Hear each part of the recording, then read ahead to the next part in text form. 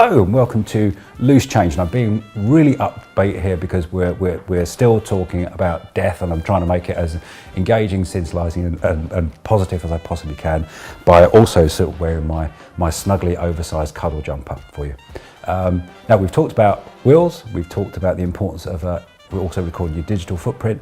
One of the things we'll also talk about is for most of us, not just a sudden cut-off between life and death. Sometimes it will happen if you have a dreadful accident, a freak yachting accident on the M25 or something weird like that. But for most of us in civil society, we're going to live a nice long life. 8 or 9 decades is average for most people. We're going to be healthy for most of it, but then we're going to have a year or two at the end where we become unwell and morbid, and then we usually have a week or two at the end where we kind of grudgingly shuffle off this mortal coil. Now the problem is that a will only speak for you when you're dead, and there could be a period where an illness renders you unable to issue instructions, and a will doesn't speak to any of that.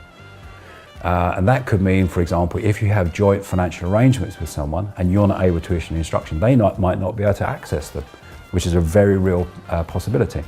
So when you do your will, which you must rush off and do immediately, and if you haven't done one, stop this video now, go and speak to a solicitor and get it done, otherwise you die intestate. We've talked about that.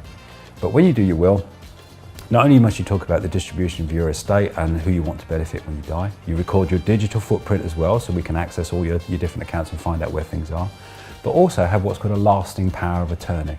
And this will appoint individuals to speak for you if you haven't died, but you're unable to issue instructions for yourself. A critical point that's often overlooked when people put their will together.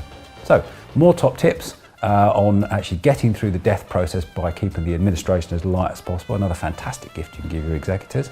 We'll speak to you next time. In the meantime, please don't die.